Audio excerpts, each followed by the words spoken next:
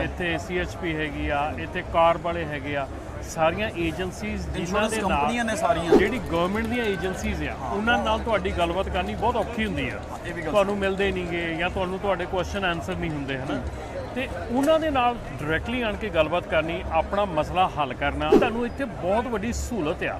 ਜਿਹੜਾ communication gap ਹੈ ਯਾਨੀ ਉਹ ਖਤਮ ਹੋ ਜਾਂਦਾ ਹੈ। ਬਹੁਤ ਵੱਡੀ ਚੀਜ਼ ਸਰ 300 ਬੂਥ ਲੱਗਾ, ਥੋੜਾ ਤਾਂ ਨਹੀਂ ਨਾ, 300 ਬੂਥ ਬੜਾ ਹੈ। ਤੁਸੀਂ ਹਰ ਛੇ ਡੀਲਾਂ ਲੱਗੀਆਂ ਨੇ। ਹੁਣ ਅਸੀਂ USA ਟਰੱਕ ਸੇਲਸ ਦੀ ਗੱਲ ਕਰੀਏ, ਸ਼ਾਹ ਜੀ ਭਾਜੀ ਕਹਿੰਦੇ ਨੇ ਮੈਂ 5000 ਯਾਨੀ ਛੱਡਿਆ ਹੈ, 5000 ਬਚਾ ਸਕਦੇ ਹੋ ਤੁਸੀਂ ਇੱਥੇ ਆ ਕੇ।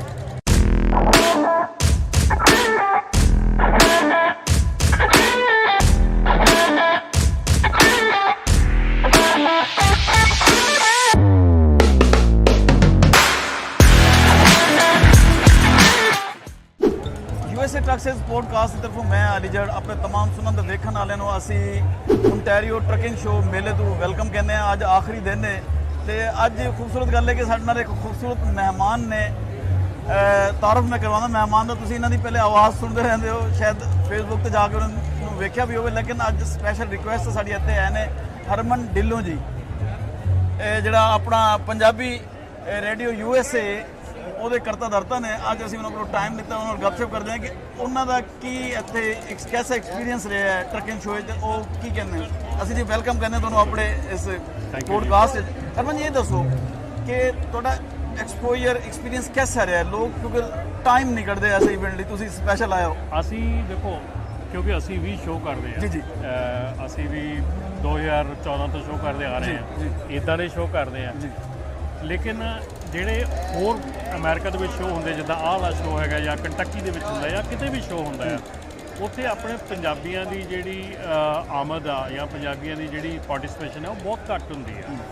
ਸੋ ਯੂਜਲੀ ਇੱਥੇ ਹੁਣ ਦੇਖੋ ਇੱਥੇ FMCSA ਦਾ ਬੂਥ ਲੱਗਾ ਆ, ਇੱਥੇ DOT ਦਾ ਬੂਥ ਲੱਗਾ ਆ, ਇੱਥੇ CHP ਹੈਗੀ ਆ, ਇੱਥੇ ਕਾਰ ਵਾਲੇ ਹੈਗੇ ਆ, ਸਾਰੀਆਂ ਏਜੰਸੀਜ਼ ਜਿਨ੍ਹਾਂ ਦੇ ਨਾਲ ਕੰਪਨੀਆਂ ਨੇ ਸਾਰੀਆਂ। ਹਾਂਜੀ ਚਲੋ ਉਹ ਤਾਂ ਕਮਰਸ਼ੀਅਲ ਆ, ਜਿਹੜੀ ਗਵਰਨਮੈਂਟ ਦੀਆਂ ਏਜੰਸੀਜ਼ ਆ ਉਹਨਾਂ ਨਾਲ ਤੁਹਾਡੀ ਗੱਲਬਾਤ ਕਰਨੀ ਬਹੁਤ ਔਖੀ ਹੁੰਦੀ ਆ।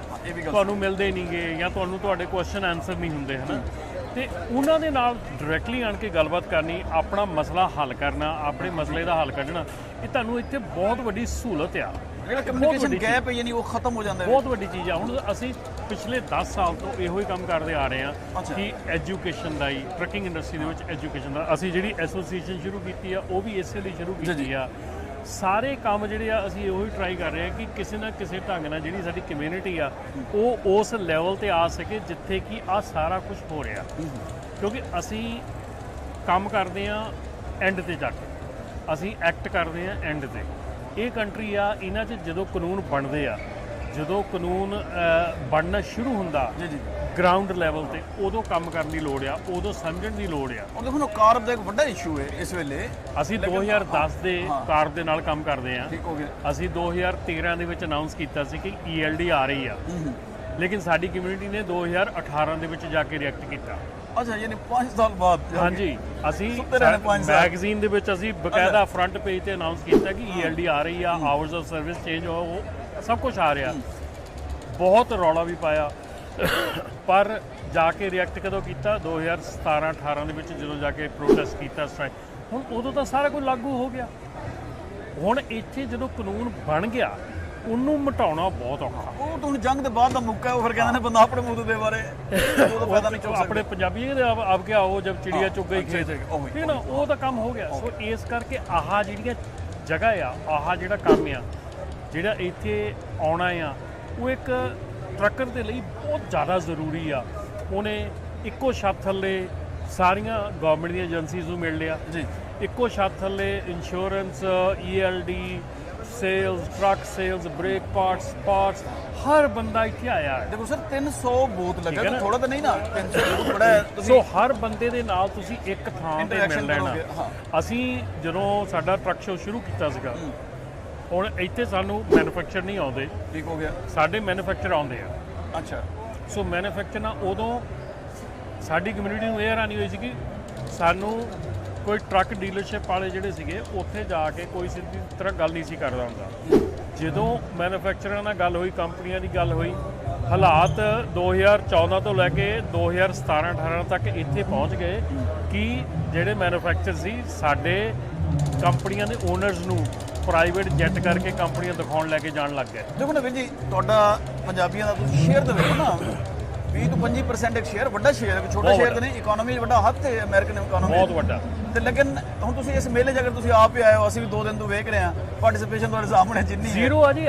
ਅਸੀਂ ਖੁਦ ਇਸ ਚੀਜ਼ ਲਈ ਨਾ, ਸਾਨੂੰ ਕਈ ਵਾਰੀ ਇੱਥੇ ਆਉਂਦਾ ਕਿ ਆਪਣੇ ਇੱਥੇ ਰਿਵਰ ਸਾਈਡ ਹੋ ਗਿਆ, ਫੰਟੈਨਾ ਹੋ ਗਿਆ, ਮੈਜੋਰਟੀ ਪੰਜਾਬੀ ਇੱਥੇ ਆ, ਬਿਲਕੁਲ ਹੈ, ਬਹੁਤ ਜ਼ਿਆਦਾ ਵਸੋਂ ਆ, ਪਰ ਟਰੱਕਿੰਗ ਦੇ ਵਿੱਚ ਬਹੁਤ ਜ਼ਿਆਦਾ ਆ। ਪਰ ਇੱਥੇ ਜਿਹੜਾ ਆਉਣਾ, ਇੱਥੇ ਤੁਸੀਂ ਆਪਣਾ ਟਾਈਮ ਕੱਢ ਕੇ ਆ ਰਹੇ ਆ। ਤੁਸੀਂ ਦੇਖੋ ਯਾਰ, ਅਸੀਂ ਇਹ ਗੱਲ ਕਰਦੇ, ਤੁਸੀਂ ਕਬੱਡੀ ਦਾ ਮੇਲਾ ਕਰ ਲਓ, ਤੁਸੀਂ ਕੁਝ ਕਰ ਲਓ, ਉੱਥੇ ਵੀ ਤੁਸੀਂ ਜਾਂਦੇ ਆ ਨਾ। ਇੱਥੇ ਸਾਡੀ ਰੋਜੀ ਰੋਟੀ ਹੈ, ਇਹ ਤਾਂ ਪ੍ਰੋਫੈਸ਼ਨ ਹੈ, ਸਾਡੀ ਰੋਜੀ ਰੋਟੀ ਆ। ਰੋਜ਼ੀ ਰੋਟੀ ਨੂੰ ਕਿੱਦਾਂ ਵਧੀਆ ਕਰਨਾ, ਕਿੱਦਾਂ ਇਹਦੇ ਵਿੱਚ ਅਸੀਂ ਕਾਮਯਾਬ ਹੋਣਾ, ਜਾਂ ਕਿੱਦਾਂ ਇਹਦੇ ਵਿੱਚ ਅਸੀਂ ਆਪਣੇ ਲਈ ਵਧੀਆ ਪ੍ਰੋਡਕਟ ਲੱਭ ਸਕਦੇ ਹਾਂ। ਫਿਰ ਅੱਛੀਆਂ ਡੀਲਾਂ ਲੱਗੀਆਂ ਨੇ। ਹੁਣ ਅਸੀਂ USA ਟਰੱਕ ਸੇਲਸ ਦੀ ਗੱਲ ਕਰੀਏ, ਸ਼ਾਹ ਜੀ ਭਾਜੀ ਕਹਿੰਦੇ ਨੇ ਮੈਂ 5000 ਯਾਨੀ ਛੱਡਿਆ ਹੈ, 5000 ਬਚਾ ਸਕਦੇ ਹੋ ਤੁਸੀਂ ਇੱਥੇ ਆ ਕੇ, ਡੀਲ ਦਾ ਫਾਇਦਾ ਚੁੱਕ ਸਕਦੇ ਹੋ। ਮੈਂ ਕਹਿੰਦਾ, ਮੈਂ ਤਾਂ ਇਸ ਚੀਜ਼ ਦੀ ਵੀ ਕਹਿੰਦਾ ਕਿ ਈਵਨ ਜਿਹੜੀ ਚੀਜ਼ ਹੈ ਨਾ, ਕਿ ਜਦੋਂ ਤੁਸੀਂ ਡੀਲਸ ਦੇ ਆਪਾਂ ਨਾਲ ਚਲੇ ਜਾਂਦੇ ਆ, ਸਾਡੀ ਸ਼ਾਇਦ ਕਮਿਊਨਿਟੀ ਡੀਲਸ ਨਾਲ ਥੋੜੀ ਮੂਵ ਕਰਦੀ ਆ, ਪਰ ਕਈ ਵਾਰੀ ਤੁਹਾਨੂੰ ਡੀਲਸ ਨਹੀਂ, ਤੁਹਾਨੂੰ ਇਨਫੋਰਮੇਸ਼ਨ ਜ਼ਰੂਰੀ ਆ, ਬਹੁਤ ਜ਼ਰੂਰੀ ਹੈ, ਬਹੁਤ ਜ਼ਰੂਰੀ। ਮੇਰੇ ਖਿਆਲ ਵਿੱਚ ਇਨਫੋਰਮੇਸ਼ਨ ਜਿਹੜੀ ਹੈ ਨਾ, ਜਿਹੜੀ ਤੁਹਾਨੂੰ ਜੇ FMCSA ਦੇ ਨਾਲ ਗੱਲ ਕਰਕੇ ਤੁਹਾਨੂੰ ਸਹੀ ਇਨਫੋਰਮੇਸ਼ਨ ਮਿਲ ਜਾਵੇ, ਤੁਸੀਂ ਸਹੀ ਡਿਸੀਜਨ ਲੈ ਲਓ, ਤੇ ਮੇਰੇ ਖਿਆਲ ਤੁਸੀਂ ਕਈ 5000 ਬਚਾ ਲਓ। ਕਈ 5000 ਕਈ ਚੀਜ਼ਾਂ ਬਚਾ ਸਕਦੇ ਹੋ।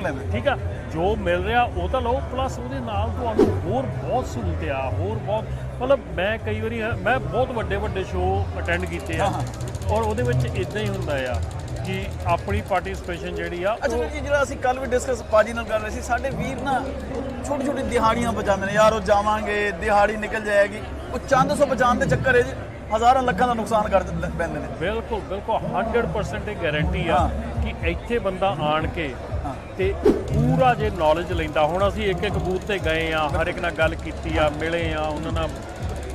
ਮੈਂ ਟਰੱਕ ਨਹੀਂ ਚਲਾਉਂਦਾ, ਠੀਕ ਹੈ, ਮੈਂ ਟਰੱਕਿੰਗ ਕੰਪਨੀ, ਪਰ ਮੇਰੇ ਲਈ ਤੁਸੀਂ ਦਿਓਗੇ ਨਾ, ਮੈਂ ਇਨਫੋਰਮੇਸ਼ਨ ਲੈਣ ਆ ਰਿਹਾ ਤਾਂ ਕਿ ਮੈਂ ਇੱਥੋਂ ਲੈ ਕੇ ਜਾ ਕੇ ਆਪਣੀ ਕਮਿਊਨਿਟੀ ਨੂੰ ਇਨਫੋਰਮੇਸ਼ਨ ਦੇਵਾਂ।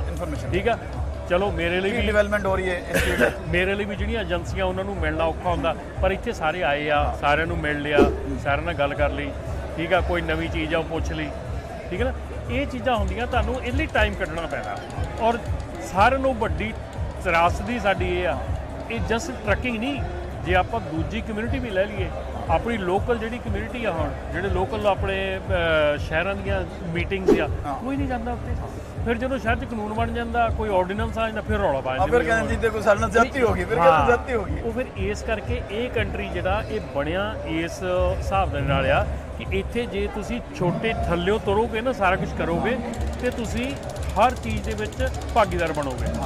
ਪਰ ਨਹੀਂ ਤੇ ਫਿਰ ਐਂਡ ਦੇ ਵਿੱਚ ਰੌਲਾ ਆਪਣੇ ਇੰਡੀਆ ਪਾਕਿਸਤਾਨ ਵਾਂਗੂ, ਫਿਰ ਐਂਡ 'ਚ ਉਹ ਵੋਟਾਂ ਪੈ ਗਈਆਂ, ਇਹਨੇ ਕੁਝ ਨਹੀਂ ਕੀਤਾ 5 ਸਾਲ, ਅਗਲੇ ਸਾਲ ਫਿਰ ਵੋਟਾਂ ਪਾਏ, ਫਿਰ ਉਹ ਹਾਲਾਤ ਜੇ ਬਣ ਜਾਂਦੇ ਆ। ਦੇਖੋ ਨਾ ਵੀਰ ਜੀ, ਹੁਣ ਤੁਸੀਂ ਵੀ ਆਖਰ ਟਾਈਮ ਕੱਢਿਆ, ਹਾਲਾਤ ਜੇ ਬਣ ਜਾਂਦੇ ਆ। ਦੇਖੋ ਨਾ ਵੀਰ ਜੀ, ਅਮਿਊਜ਼ਮੈਂਟ ਲਈ ਬਹੁਤ ਕੁਝ ਡਰਾਜ਼ ਨੇ ਲੱਗੀ, ਯਾਨੀ ਬਾਕੀ ਚੀਜ਼ਾਂ ਨੇ, ਤੇ ਆਉਣਾ ਚਾਹੀਦਾ, ਫੈਮਿਲੀ ਵੀ ਇੰਜੋਏ ਕਰੇ, ਵਰਨਾ ਸਾਰੀ ਜ਼ਿੰਦਗੀ ਟਰੱਕ ਹੀ ਚਲਾਣਾ, ਹੋਰ ਕੀ ਕਰਨਾ ਹੈ। ਬਿਲਕੁਲ ਜੀ, ਬਿਲਕੁਲ, ਇਹ ਤਾਂ ਬਿਲਕੁਲ 100% ਗੱਲ ਆ।